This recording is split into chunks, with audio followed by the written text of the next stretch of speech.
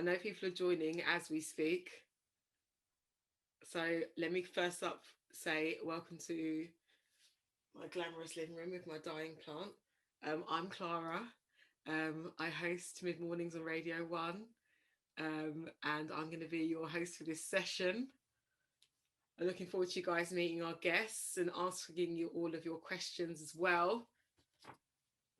We'll be getting it popping very, very soon. Obviously, want to wait for everyone to fill the room who RSVP'd. And I'm happy that I'm not on mute, which is good. All right, then. Let's begin. So hi everyone, my name's Clara Amfo. You may know me from Radio 1. I host Mid Mornings there. I'm soon to be leaving Mid Mornings and taking over from Annie Mack in September, which I'm very excited about.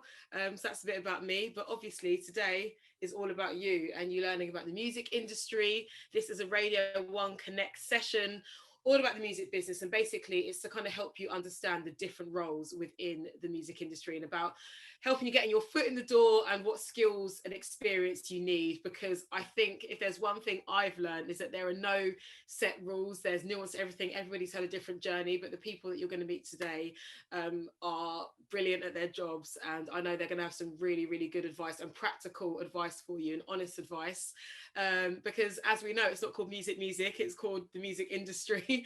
And you know, look, there's a science to it. You know, there are things that you need to crack in order to push through, and all of our guests are going to provide you with just really good and honest advice. You know, we're going to explore different sides of the music industry.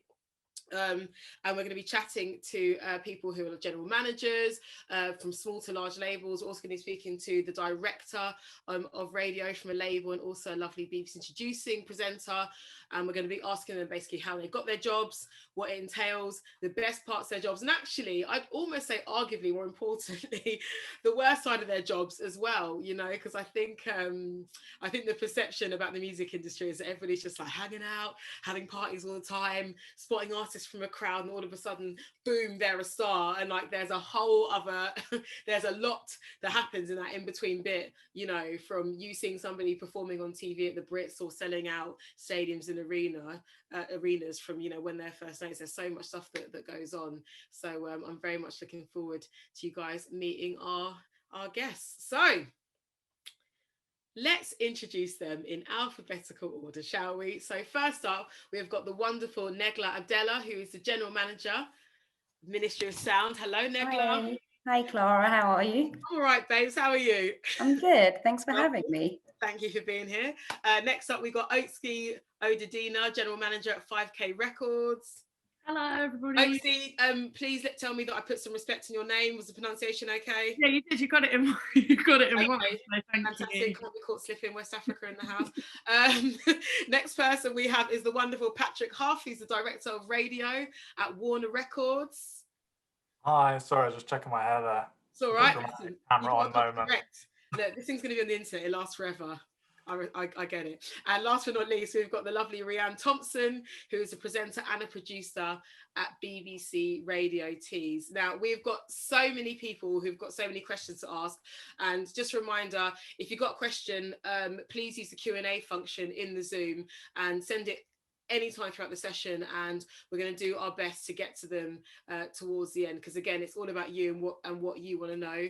But in order to, you know, get this knowledge from our panelists, you want to know a bit about everybody. So first up, Negla, you are currently the General Manager of Ministry of Sound, but this isn't your first job in music. So what other roles have you had in the music industry, and what exactly did they entail? I think I've had kind of two of the, I suppose sometimes you say more obvious jobs at labels, but maybe not, because when I started out, I got my first role as a marketing intern, and to be honest with you, I didn't know what marketing was at the time until I got the job and then kind of learned it. But yeah, as a marketing intern, I worked under two of the marketing product managers, and I would assist them on day-to-day, you know, support, whether it's admin stuff, you know, paying people, organizing cars, travel schedules, but then also helping with commissioning artwork, support on music videos, at times even, you know, commissioning remixes and so on. I think working as a marketing intern, you get to see the whole of the record label and how all the teams operate. So I got to work with the radio team, the promotions team, press teams, and so on. So it's quite a central role. And then from there, I became a marketing manager and then moved over into digital. So for the last 5 years, I've been focusing primarily on digital and kind of worked my way up from social media manager, looking after day-to-day socials for artists and the ministry brand. And then moving on to just doing bigger digital campaigns, whether that's with streaming partners or, activations online in the real world, and then eventually became general manager. So yeah, I kind of worked through quite a few of the departments in a record label before becoming general manager. She's a boss. She's here. Oksi, you're the general manager of 5K Records. Now, you're a label who are just under a year old, so you're pretty much like a baby in this thing. Can you tell us what it's been like running a new label over the past year? Because you were a major label before that, right? Yeah, I was at Warner Records with Patrick. So it's a complete shift in gears, really. We're very small. There's like 5 or 6 of us that are kind of like the core team. There's a lot of Zooms, as I'm sure everybody can imagine. Our favourite. Really. Basically, my main priority at the moment, because we all formally started in January, is making sure that the team that we're trying to build is happy. And trying to make sure that we get to know everybody, get to connect with our artists that we signed. We've got a roster of 3 artists, so it really is like in its infancy. Drop some names. Tell us about the wonderful artists that you work with. So we've got the amazing King Promise, who's based in Ghana, and we had his first release on last Thursday, which I think has kind of shaken us all up, just in terms of the scale of looking after a global campaign.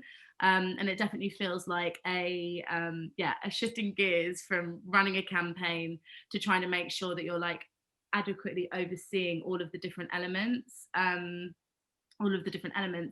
Yeah, and then we've got Kia Keys, who's an amazing rapper from North London who works frequently with NSG. We've got more music from him coming up. And then a wonderful artist called Robin Knights, who's a female from Manchester, which I'm really excited about because I've not actually worked with a woman before because my whole career has been working with rappers. So I am, it's really exciting. It's just, trying to make sure that you're doing a good job is basically the priority. Right on. Well, you are definitely doing a good job. So as you mentioned, you used to work with Patrick. So Patrick, you are the director of radio at Warner's. So tell us about your role, because it sounds scary almost. I know, director of radio makes it sound way more fancy than it actually is. Like that's like the fancy way of saying it, but I'm basically what you would call a radio plugger. So my job is I work in a team with some brilliant people, and when you sign to Warner Records, you get assigned a radio plugger, and it's their job to kind of take you from the start of your journey. So for a lot of artists, it might be having ever been played on the radio before, to eventually kind of hopefully getting on radio playlists, Radio 1, as we're talking about today, 1Extra, across to like Capital FM, 6 Music. We don't know about those other stations, Joe. I don't know what the other station is. They're definitely not doing this. But yeah, basically across national radio is making sure that the artists get the right exposure at the right time. So like working at Warner Records, we have like the most diverse roster, and I think that's part and parcel of working at a major label. So my roster is everyone from Liam Gallagher from Oasis to Parsaloo, who recently won the BBC Sound of. And then me and Oksi have worked on like lots of cool rap campaigns. So we worked on together, Mist, Nines, and then I'm trying to think of other kind of different. I mean, Warner's a great label. I mean, there's everybody in there from like Dua Lipa to Parsaloo to Liam Gallagher. Like there's range. Let's put it that way. Exactly. Yeah, we try, like we were just speaking about yesterday. We try and like the whole kind of the whole mantra of the label is to try and sign the best of every genre and develop that. Well, definitely doing it. And last but not least, lovely Rianne. So you're a presenter and a producer on the Introducing Show at BBC Radio Tees. Can you tell us about that? Because wearing 2 hats at radio, not as easy as it seems. No, not as easy as it seems at all. So I've been presenting the show for a year and a half now, but I've been producing it for over 3 years. So really, it's just a case of doing all of it from start to finish. So sending those emails, getting the guests booked in, the sessions. When we were doing live sessions, I was also mixing the live sessions whilst I was presenting. and doing the interviewing. So that's like a little insight to local radio. It's definitely a little bit different to network. You've kind of got to get in there, get stuck in, and just kind of go for it. So yeah, that's what I do, present and produce, introducing. But so good, because I think, I think one thing I would advise anybody is making yourself indispensable, and I think Negla touched on that beautifully, with her journey. Like, making yourself indispensable and knowing how to do a little bit of everything at the start really helps you in the future, right? 100%. I think, like, the industry, you can kind of, when you get in, because introducing's cool, like you get to do the new music, you get to curate the playlist, and for local radio that's quite rare, where they will just leave like 2 hours blank and they're like, go for it, your editor. Very, very rare. So to get to do that for introducing with all the new artists from around the area, it allows you to pick up loads of different skills as well, like connecting with the music community, organizing events as well. Like, introducing is just a great kind of brand to work with, because you can sort of give all those opportunities for artists as well. So yeah, absolutely. But yeah, we've definitely seen it. Loads of amazing introducing artists have been on stage, like Glastonbury, Reading and Leeds, Radio 1's Big Weekend, and end up winning Brit Awards, a lot. Right, Negla, now after university you interned at Island Records. How did that come about, and how beneficial was interning to your career? It actually came about by accident, because I was applying for loads of jobs after uni, and I just assumed, I'm a graduate, I can walk into kind of straight into a job, and I wasn't really aware of internships at the time, because they were fairly new, to be fair, and paid internships specifically were a new thing, and at the time I couldn't afford to do an unpaid internship. So I heard about the Island internship through a friend who was friends with Twin B, who was looking for an assistant at the time. So I applied for that, and I think networking and having connections within the music industry definitely does help.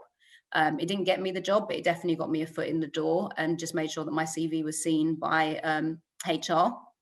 And then the process to get that internship was, you have to present to them, you have to do the interview, you have to do multiple stages. But then once I'd got the job, I think where it benefited my career is that first year I was just a sponge. I was sat in every meeting and I was just kind of watching and learning. For me, it's better to learn hands-on than to kind of read about it or, study it or watch it from afar. And I think that's where internship is really valuable. And it also helps you figure out what you don't want to do as much as what you do want to do, because, you can come in and go, oh, I want to do marketing, for example, and then see another job that you didn't know about. And you're like, okay, now I've done this internship. My next step is maybe to move over to the promotions team, or maybe to move into the press team. So it's definitely beneficial in that sense. You get to try it on for size and figure out where your place is in the music industry through internships. Right. And Oksi, what was your first step into the industry? Did you have an internship, or was it a different route? I actually came in doing something completely it wasn't unrelated to marketing, but it was a very different role. So in a major label structure, there's something called like centralized services, and I worked in market research and insights, essentially, which was basically the process of being like, there's a problem with X campaign, let's talk to fans and come up with a solution, which I didn't love, but I was like, oh my God, cool, I can work at a record label. But at the same time, I set up a company with my two friends because I was aware that there was loads of stuff and loads of passions that we collectively wanted to explore that I wasn't able to do in my day-to-day. So we tried our hand at managing artists, which ultimately was, I would say, a failure, but a success in what it taught.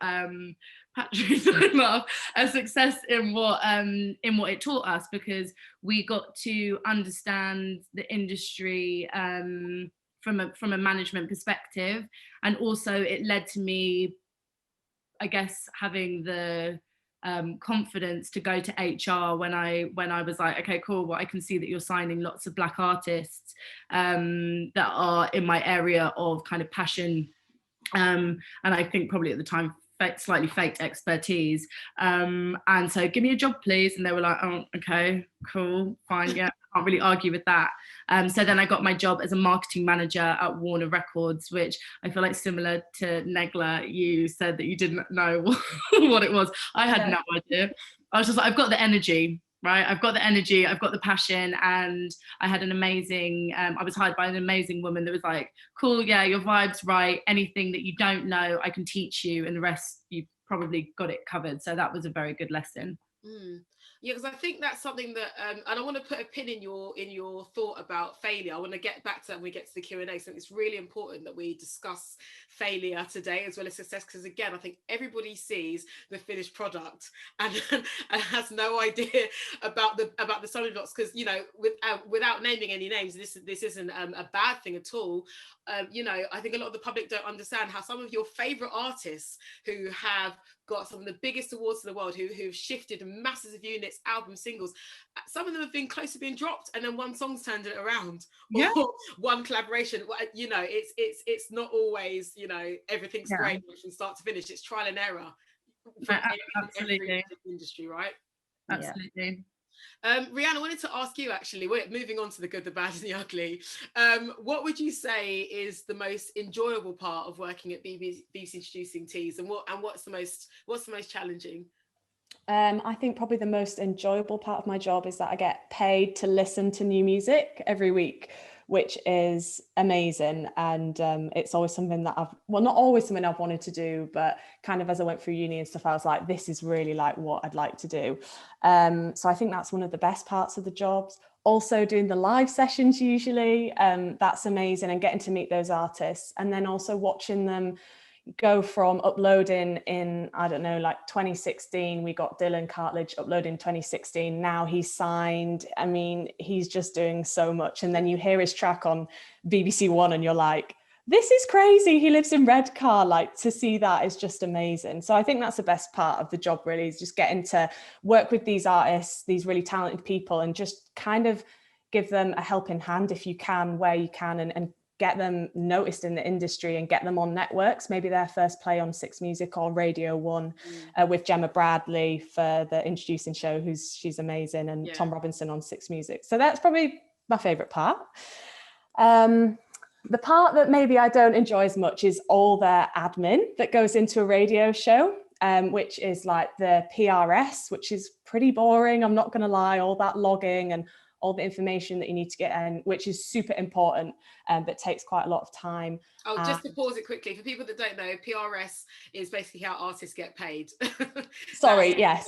Yeah, so that's super important, really, really important. In fact, probably the most important part of the job. But it's pretty tedious, and all of the emails that get sent around, and being part of Introducing is amazing, but it's such a big brand that people expect you to be available 24/7. So it's those 24/7 DMs that you're getting all the time. Please, can you play my music? And sometimes that can be quite overwhelming, and you feel guilty if you don't reply. And so I'd say that is a part that I still am learning to try and handle that work-life boundaries.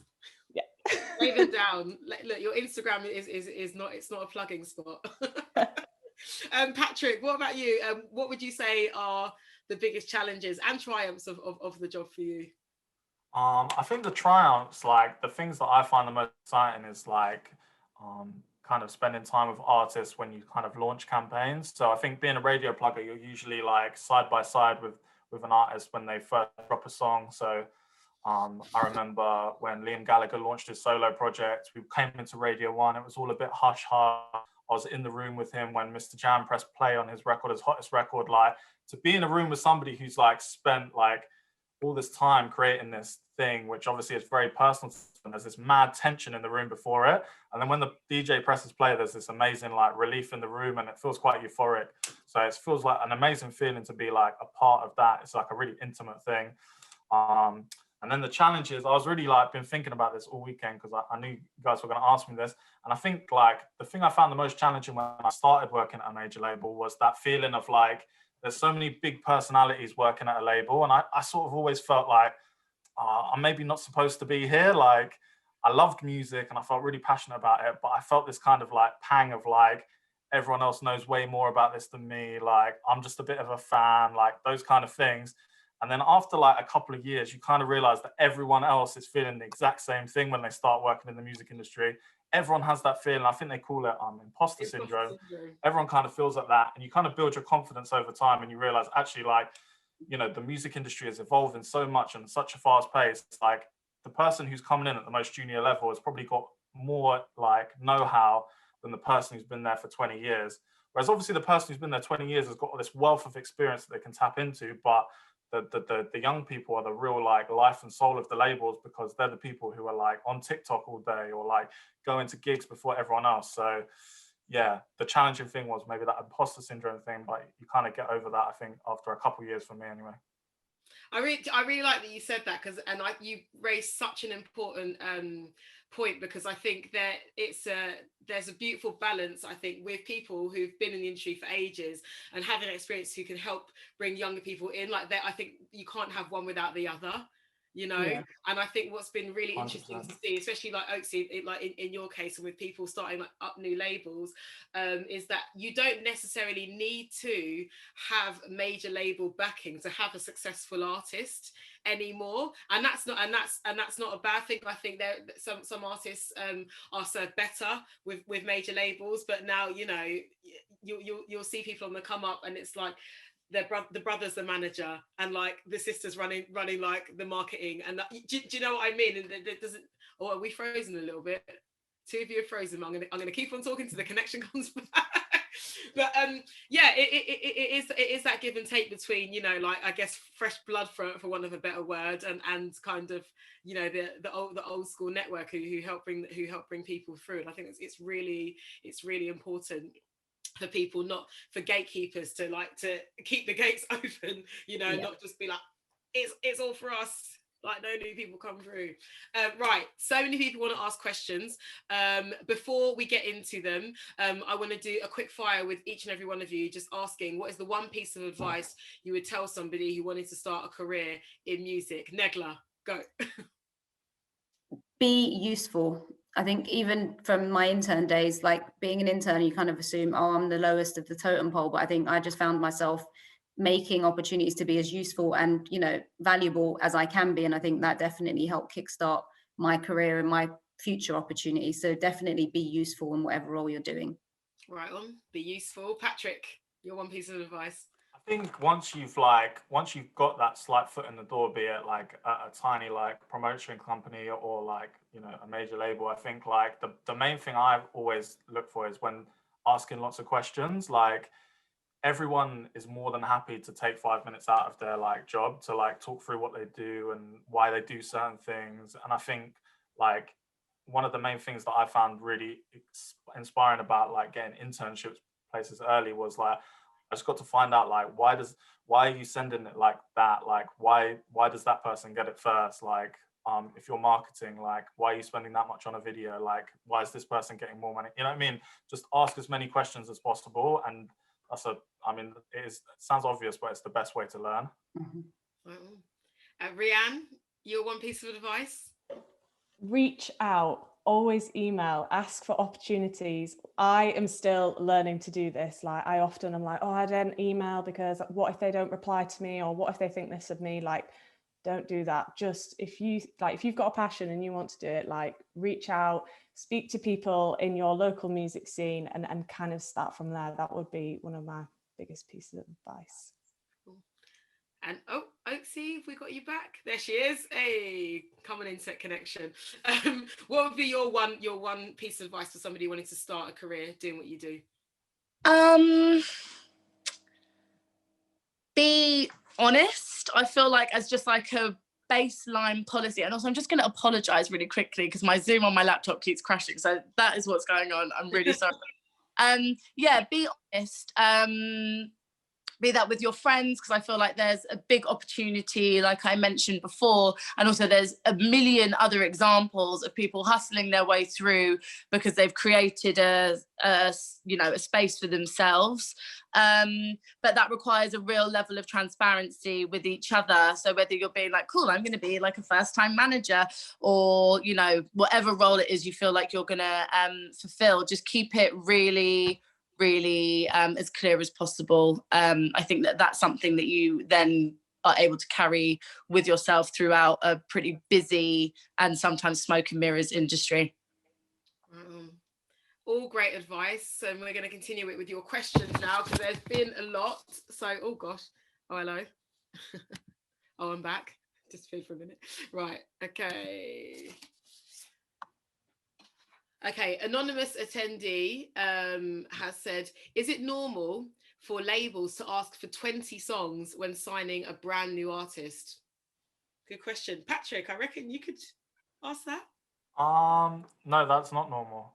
I think like I'm not an A&R, so I can't really like answer it. Like how to get signed is like a kind of like a weird like question that no one I think has the right answer for. I think like don't worry about like 20 songs on or 5 songs or 1 song. It can take 1 song to get someone excited about your music. You just got to make sure that that song's the best, you know, the best song that they have. But I just think like if you're trying to get signed, like just try and make your music as exciting as possible and don't try and reach for the getting signed bit, because once it's your time to get signed or not get signed and work independently, like that will come to you.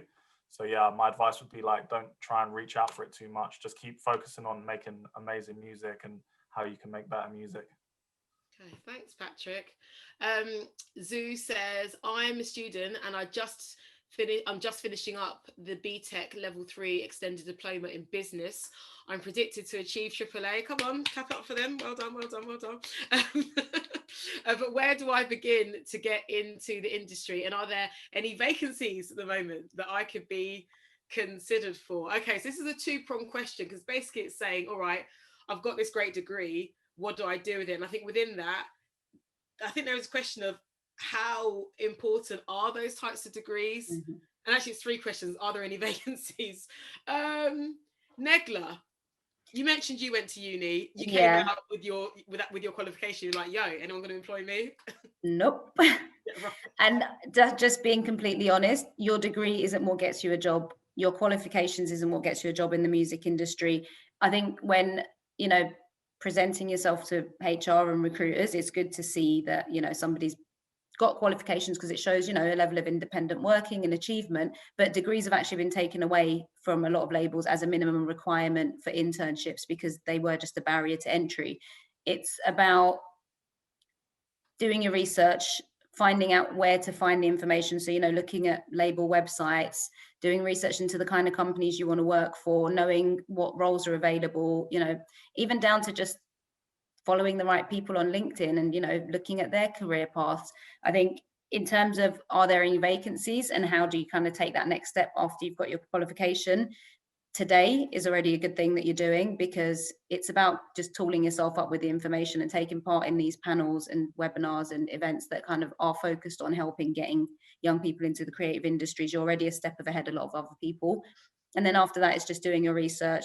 For me, I used to find, you know, HR people and email them and ask them for a coffee. And it wasn't about, oh, have you got a job right now? It's just putting myself on their radar. So when a job comes up, they're keeping me front of mind for things. And it is looking through LinkedIn and looking at other people who are doing the jobs that I thought I wanted to be doing and looking at their career paths and where they started off. And yeah, just networking and, you know, making those contacts and building your community. And I think that also isn't just with people who are execs in the music industry already. I think it's amongst your peers. And I think Oksi said it earlier, like you started your own thing with your friends. And I think everybody's in a position to do that, to find like-minded people and to kind of follow your passions, even if it's stuff that isn't directly paid, because that's things, they're all things that can go on your CV that can help you then get that first foot in the door. Right. And actually, I'd add to that, and just to what Negla said, I think a lot of labels have gotten better at advertising their internships before, because I think also we need to call a spade a spade. Like nepotism and people doing bring-ins really does exist in industry, right? That we can't ignore that in any creative field. You'll see someone be really successful and you're like, hang on a minute, and you're like, there, oh, okay, that's so and so's daughter, son, cousin. It happens. I think we need to address that. And I think labels have become better at making it known that there are open opportunities like for everyone. So like Negla said, go on those websites, look up the HR person. It's always a small print, always in the contact us section, whatever, you know. Like if look, we all know how to social media stalk these days. Like pay attention to detail. Like you see when those artists like thanking, so like, okay, for example, the other day when Dua Lipa won her Brit Award, she's like, okay, I want to thank Jane, I want to thank I want to thank so and so. Pay attention to who those artists are talking about, you know. look up those people that work in those teams, like, hey, can I come and shadow you for a day as well? Like I think there's always other ways in, as well as like formal internships, but you just, yeah, you got to use those internet detective skills for sure. William Smith says, what's the best advice you have, building on this actually, for people who have no connections in the industry, as to how to start networking and getting your foot in your door in your desired field? 'Cause I think we've said networking quite casually today, and I guess that's an umbrella term for so many things, because networking can be bumping into somebody in the pub, or like or going to a gig. So how would you, what would you say are your best networking skills, Oksi?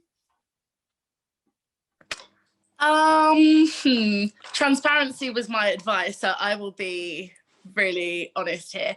I actually realized that a lot of the people that I work with now, or that I see around, are people that I was just actually like at a lot of parties with when I was a teenager, and like into my early 20s, so when I was like at uni and whatever. So I think that one of the things that people said to me at the time that I didn't really pay much mind to, but now I'm like, oh yeah, guys, you were right, is that actually the people that are around you, so the people that you go to school with, the people that if you do frequent the pub, or if you do go to clubs, obviously, you know, when they're open or when they were open, that it doesn't necessarily need to be like a formal, like, I'm networking thing. It's just actually that people do amazing things. So the people around you are going to be the people that probably going to be the ones that you're working with at some point. So yeah, it can, I think networking as a title can give, at least me, it strikes fear in my heart, because it implies a form, like a formality, which I don't think, I think it could be debunked a little bit. So I think honestly, like literally it's just like the people around you. And I also have like completely in the last year got rid of like all pride when it comes to social media. Like if I see, I think like Clara, what you were just saying, like if I see like an amazing director that's worked on something or is like tagged in credits, I'm like, cool, I'm following you and I'm going to keep an eye on what you're doing. And I'll also reach out and be like, I love what you've done, even though I'm a perfect stranger. So it's just like, you kind of just got, if you appreciate what people are doing, don't be scared to reach out, I guess, through social media when this is our main form of contacting everyone at the moment. Thank you, Oksi. Sorry, I keep messing up your name. Sorry, Oksi. Thank you. Rianne, I've got a question here from Anon, who says, how do you go about getting your music more recognition and getting the right people to hear it? Upload to BBC Introducing. It's really that simple. No, Introducing is a really great place to start if you're a new artist and you want to get that first radio play. If we're talking about radio play, it's just bbc.co.uk/introducing. We've got 38 shows around the country. And it's really great because you can connect with your local music scene first. And once you sort of get that relationship with that team, which, you know, we might play an artist a couple of times, then I'll be like, hey, this artist's really great, let's get them on for an interview, or let's have them in for a session. And then once we've kind of, you know, they've been around maybe a year or whatever, then we'll be like, right, what kind of opportunities can we offer? Because Introducing isn't just about the radio play, it's also usually about the festival stages with Radio 1's Big Weekend, or Latitude, Reading and Leeds, Glastonbury.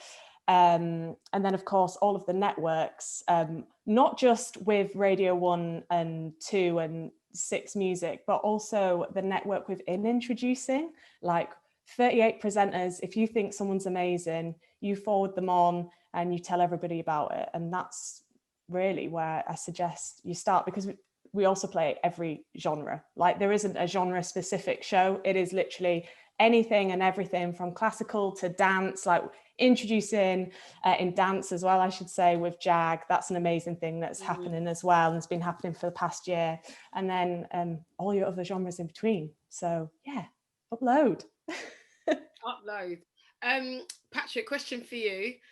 Do you feel that location is important when working in this industry? That's a very good question. Kind of, yes. I guess like all all the sort of like labels are in London. I started off, I didn't know anyone in the music industry until I was like 18, and I went to university in Kingston to do politics, so nothing to do with music at all. But I was also making music in a really bad band at that time. And there's this really amazing record shop in Kingston called Banquet Records. And I used to go in there all the time to spend my student loan. And I used to try and get the guy in there, John, who's become a bit of a music industry legend, to put my band on to play gigs. So I guess like, that was the kind of like, for me, like the way of like, sort of like, that was my first example of networking, even though I didn't even know anyone in the music industry. Yeah, it's an interesting one, isn't it? Because I think two things can be true at the same time. Like, don't get me wrong, London is an amazing hub, and there is loads going on here. But and actually, I'd love you to share your thoughts on this, Rianne, as well. Being where you're based, I think with the ascent of the internet and just how people are able to like create and network, you don't necessarily have to be like in the belly of the beast, like, do you? No, yeah. So I actually come from like the tiniest little seaside town called Scarborough, which is in the north of the country. And then I went to Edinburgh Uni, where I met loads of great people who actually work in the industry now.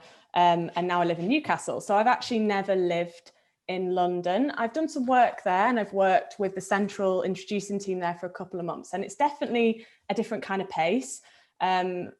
So I don't think you don't need to be in London. If you don't want to be in London, you don't have to be in London. You can start anything, anywhere, I think. And actually, I think in the past couple of years, we have seen like with Manchester, Leeds, Birmingham, Glasgow, like these are great places to be as an artist and in the industry as well. And I actually think it is still London, is, you know, there's lots going on there. Of course, there always will be. It's the capital city, but there's definitely other places that are doing amazing things, like Nottingham as well. I mean, all the cities, to be honest, at the moment with the UK. And I feel like the pandemic as well has kind of, it's been about the internet, hasn't it? And it's been about emails and Zooms and things like that. And yeah, so yeah, I think there is definitely a barrier still. Like, you know, you aren't going to get the same opportunities in Newcastle that you would get in London. That's just how it is. But that doesn't mean you can't create your own opportunities in Newcastle and do something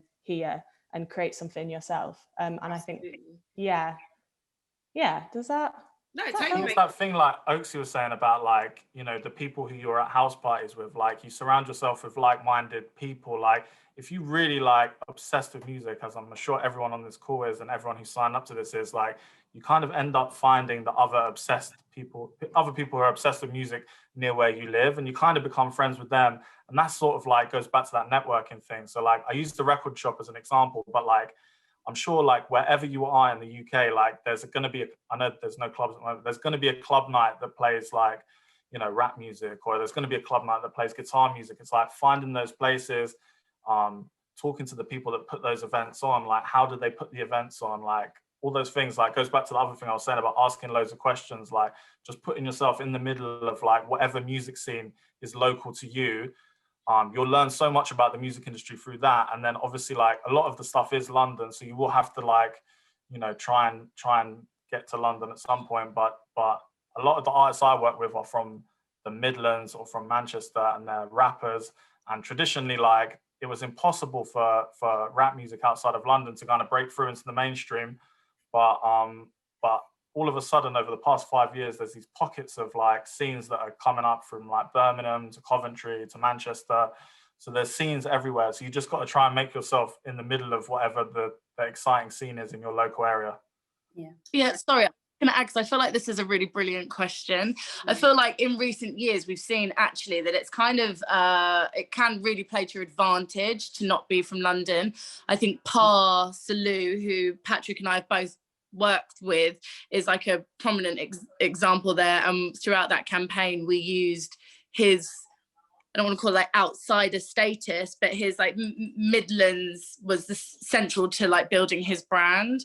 And there's also really amazing examples. Like I feel like Adex, who manages H, has a really amazing like management company creative hub in Manchester. So actually I kind of feel in a way it's slightly more exciting out of London at the moment. Definitely. I agree. And working in labels, like we sometimes are so London centric in the way we think about marketing our artists, and actually like a lot of what's going on around the UK is very different to what's going on in London. And sometimes the media and the labels kind of just zoom in on what's happening in London. But there's things like, you look at, there's a rapper called Meeks Manny who is absolutely blown up in his local area and has become one of the hottest rappers in the UK.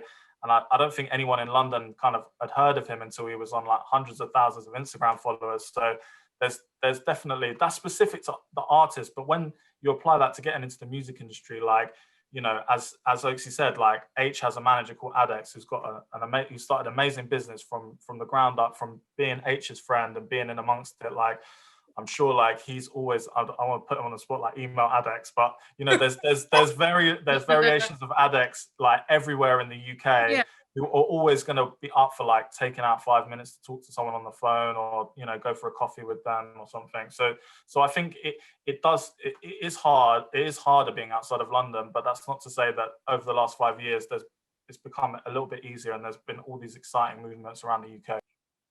Yeah, and just to add to that, I think when people talk about the music industry, sometimes they just focus on major record labels, and yeah, the majors are based in London, but you just need to see what's going on in your area. Like, the music industry is bigger than just labels. It's promotions, it's radio, it's, you know, community stations, especially when it comes, if radio is an area you want to get into, starting off at a community station is probably how most presenters and DJs get into the kind of national stations. But, you know, even if you want to get into press and publicity, there's press teams all over the UK. They're not all like based in London. There's, you know, I'm trying to think, all of the kind of regional like cities and all of the jobs that you could do out there. Like, every job that exists in London at a record label exists around the UK. And I think it's just figuring out where in the industry you want to work. If it is a major label and that's your goal, then yeah, London is the place to be. But if your aspirations are bigger, is outside of just major label work, just look at what's going on in your town and in your city, in your neighboring cities as well. And if you have the luxury of moving to another town for work or for uni, see what's going on in those communities. Because I think some people think they have to move to London if they come from a smaller town or city, but you could be closer to Manchester than you are to London. There's opportunities there just as much as there are here. Absolutely. Thanks, guys. Olivia asked this question. Any tips to get your artists noticed by journalists and press from a manager's point of view? That's a great question. It's tricky, isn't it? Because I think it depends what kind of, I mean, from my perception as somebody like who chats to artists, it's interesting because I think, you know what, there are some people who make music who are great pop stars, right? And they can do like big glossy spreads, they can go on Saturday night TV, and that's fantastic for them. And there are others who probably don't even really like doing press, and who don't want to be that front facing, but obviously need help like getting some exposure. And I think it's such a nuanced thing. Like, I mean, you know, you can tell when some managers have told their artists, but look, you should post that on Instagram because it's going to get you a lot of attention, or you should start doing a TikTok trend because that'll get you talked about. I mean, I think in a more traditional sense, I think it's just about getting, I mean, especially post-pandemic, it's about getting press to come and see your artists do what they do best, which is perform, you know. Because that, for me, that is always going to be the most impressive thing. What can you do when there's not a laptop in front of you, or when you're not showing off on social media? We're all guilty of, by the way. It's not a bad thing. It's part of being an artist. I could get it, but I think it's about that grassroots approach. Get people down to shows. Get people down to shows, or even if not even a show, like just a one-on-ones. You know, like yeah. Sorry. I was also going to add, right, and it's not a one size fits all, like as you're saying, but I am a big believer in like the press will come, I don't really subscribe to trying to get a publicist for artists that are in like super early development. So artists that we've just signed, I'm like, no, because I feel like we'll be beating down people's doors with information that they might just not quite be ready to receive yet. But there's a big job to be done, I think, in terms of making artists feel culturally relevant in whatever genre you're operating in. So yeah, I think also figuring out how you can focus on, no matter what your resource is, making the creative as amazing as possible, and make sure that real people are talking about your artist by giving them brilliant things to talk about, kind of does a lot of the job for you. Yeah, that's a really good point, because I think also sometimes I think we've all seen when an artist in a fledgling stage has been signed up to this major like PR company, and they've been given like, you know, massive magazine features, this, that, whatever, and it's like, okay, cool, but what's the music saying? Or in fact, is there any music? And then it instantly creates this pressure because they feel they have to live up to this sort of like, you know, pop star like kind of like fame sort of thing, when they actually should be in the studio just making the music. Really, the music should dictate everything. And what's a hard thing to reverse, as you were saying, is like trying to make music live up to a really strong PR presence is a real uphill struggle. So just focus on the music, focus on actually getting fans on board, and then press will find you irresistible. And it all comes. Because I think press used to have that power to kind of make or break artists, and now with the democracy of like social media, fans can do that. Like word of mouth is much more powerful than, you know, the right look on the right online magazine or blog. So I think focus on building your audiences rather than focusing on, you know, I need to get my song on the radio, I need to get my song in all of these publications. Build your audience, and like Oksi said, the press will come. Absolutely. Oh gosh, so many questions to get through. Oh, here's one about signing artists and the pandemic. It's a great question. How has the process for artists signing to a label changed since the pandemic, and does this differ between the respective labels? Have you found it easier? Have you found it harder, or is it not really changed? I think one of the things that's difficult is we're not out and about in the world, so it's really hard to understand. You know, we're at the moment, we're one of the conversations we have, I'm like, okay, cool, because I'm not an A&R, right, but I am like, what are you guys looking at? Like, what have you got your eye on? And it seems like it might be quite difficult at the moment to you know, access new artists simply because we're not out seeing open mic nights and things like that. It's just literally the nature of it, trying to see if something is genuinely fantastic through our phone screens is difficult. I think for the artists that we have signed, the thing that makes me feel a little bit sad is that we're not able to spend real physical time together. We're not able to celebrate the occasion. So I think that's probably like the biggest difference. I don't know if the legal process is taking any longer than it normally does. I think that's kind of just standard stuff. Oh, and also just because I know we're throwing around a few terms casually, just for context, everybody. A&R, what does that stand for? Do you know what? I actually have no idea what A&R stands for, but they're the ones. Artists and repertoire. Okay, I was going to say artists and relationships. Makes sense. Works. But yeah, they're the people that that essentially like discover and develop talent. But I think, but again, it's interesting, isn't it? Like the perception in the music industry. Like, I don't know about you guys, but before, you know, I was aware of anything, and you'd hear the phrase, "Oh yeah, they're an A&R person." All I would think of was like some dude in a mansion, like smoking a cigar, being like, "Yeah, I made so and so a star, woo!" And then just, you know, that's exactly what it is. I still can't do it that way. 60. Okay. Yeah.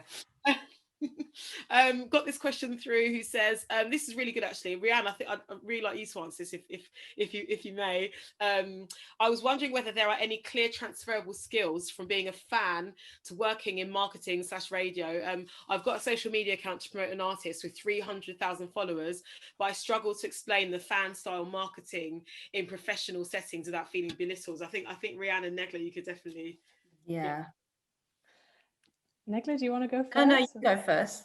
I think, yeah, I mean, I'm just trying to think, like, introducing everybody in introducing is a fan of new music. That's how we got into it. That's why we got into it. That's why we've been picked to be a team assistant or presenter. Like, we are there as fans, like literally with the banner, you know, we're there to like help out the artists and support them. So yeah, definitely, absolutely. I mean, what I do on my links is just talk about how great this track is or how great this artist is that I heard like 2 days ago, which is exactly what you do when you listen to a new song and you tell your friend like, oh, have you heard this?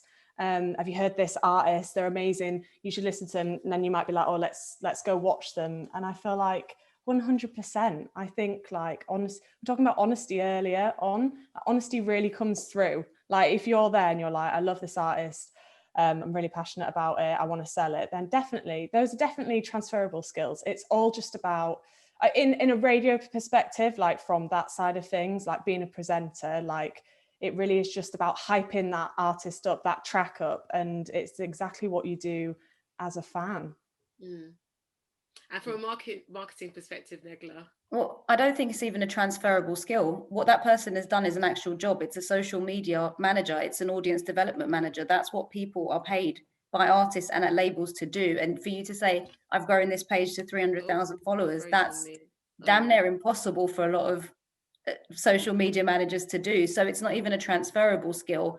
It's you're doing a job that already exists. So if that's something you're interested in, apply for those jobs, and then your passion as a fan will be part of the reason. I think fandoms fascinate me.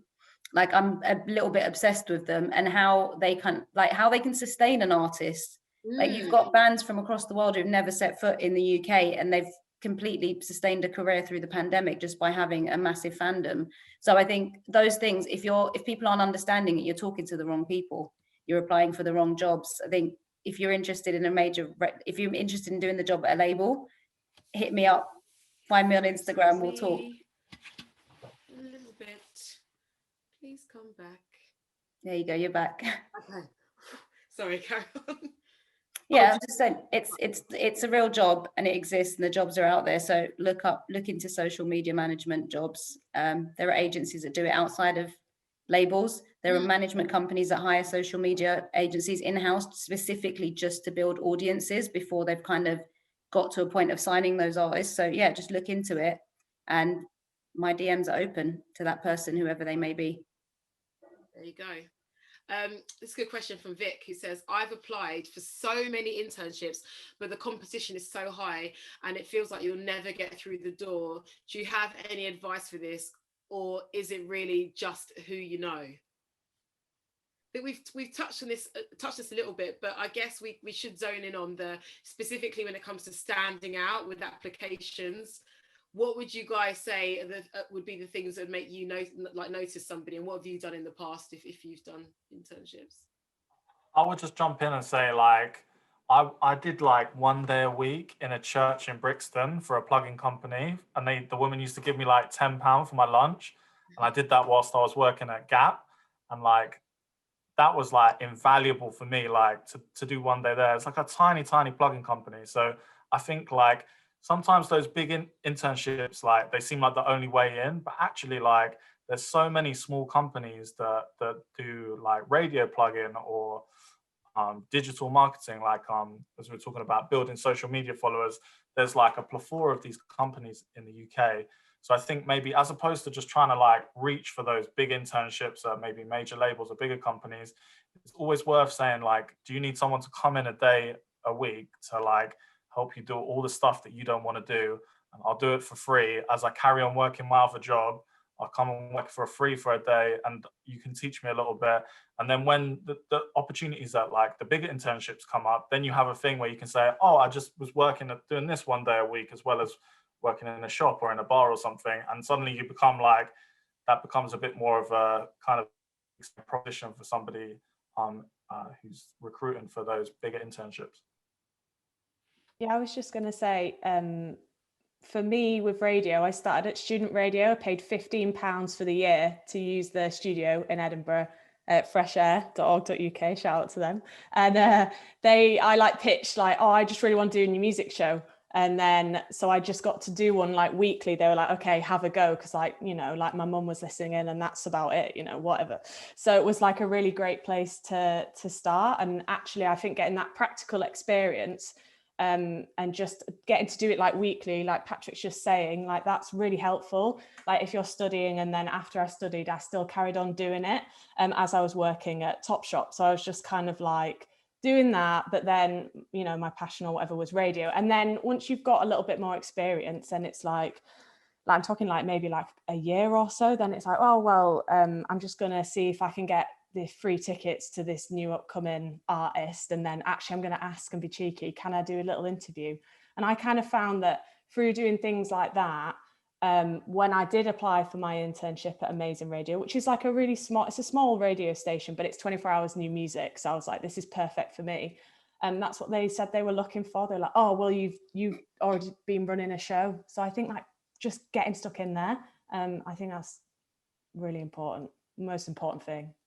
I don't know about like give up. Like I honestly, I was working for like 7 years in the same shop, thinking of like, oh, I'm never going to be able to do anything that I love in the music industry. But like, if you keep going, like eventually, like a door will open, and once that door opens, you just got to think, how am I using this now to like when I'm applying for the next thing, or like the person who's letting you work with them for a day a week. If you're good enough over the space of 6-8 weeks, they're bound to have, you know, friends in the music industry who may say, oh, I've got this assistant role coming up. Do you know anyone who's good? And suddenly you're in someone's line of vision to go, yeah, this person has been coming in a day a week. It's absolutely outstanding.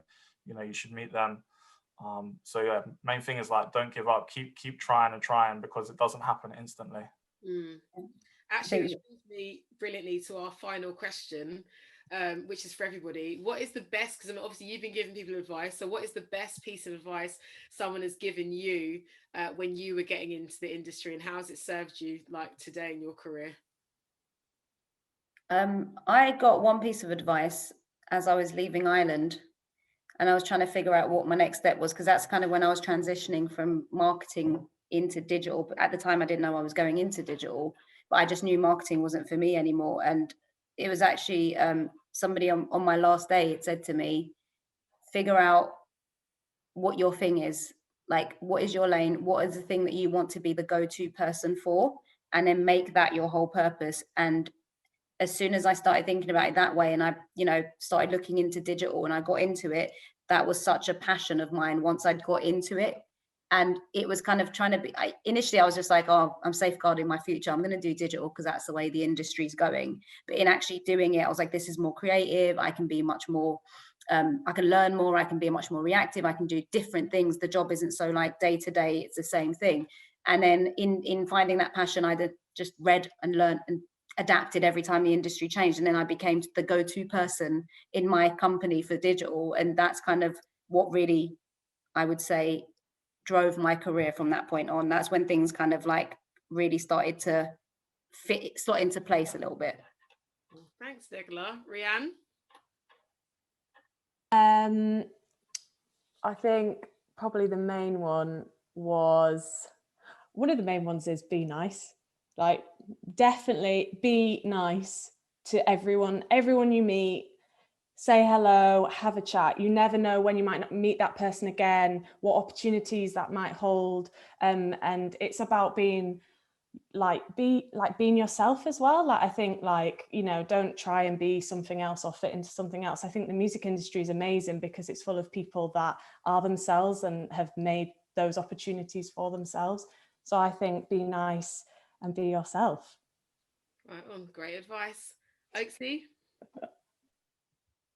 I think mine is when I was told to always make sure that I like speak up even when things feel really uncomfortable, because they often do. And not being too worried about being like, you know, presenting is like super difficult, because it's like you kind of know yourself, you know you're not a bad person, but it is important to make sure that you are being vocal about the things that matter. And Patrick? Mine is really specific towards my job. I remember my boss once said to me, Jane, who Clara just mentioned, got a shout out from Dua Lipa on stage at the Brit Awards. She's a very, very smart lady. She said to me, you don't always have to like reply to emails instantly. And that always stuck with me. Like sometimes if you're like in the middle of something, taking a step back from the situation for an hour or two, like can sometimes make your decision making far superior than if you just like reply immediately, which is so specific, but that's the only thing I can think of. Sorry. No, but that I think Really that's good. applicable to a lot of things. It's like, you know, just always take a beat. Take a beat. I think sometimes we can be a bit too reactive in situations and end up making the right decisions that don't end up with the best results. It's 100%. It's never a bad thing to take a moment to, you know, to. And that goes back to also when you're like applying for these kind of things. Like if you see something that you want to go for, like don't just like rush through it and go for it. Like really sit back and think, what is it that the other person wants from this situation as well, and like what it is about you that you can offer. Because sometimes it's not the obvious things that you do that are the things that people will kind of pick out of your like experience or personalities that will make you attractive to getting a job. Right on. Oh gosh, well look, we've come to the end of the session. Guys, thank you so much for all of your insight. It was really great to hear from you all. So big up to you, Negla, Rianne, Oksi, Patrick, thank you so much. And for everybody who joined the session today, I hope you got something from it. I mean, in fact, I'm confident you did. I know you did. I mean, look at these guests. You know, look at you. I'm trying to be like that Paul Rudd meme. Anyway, I'm going to start my awful one woman stand-up show. Well, look, we've still got 7 sessions still to come with Radio 1. So tomorrow there's a session on social media and marketing. So if you were inspired from the conversation today, that would be a great session for you. And all the highlights are going to be available on our social media and on our YouTube. So thank you very much for everybody that logged in. And once again, Negla, Rianne, Oksi and Patrick, thank you. And we'll see you at Big Weekend. Well, on the internet anyway. Bye. Thank you. Thank you. Thanks for having us.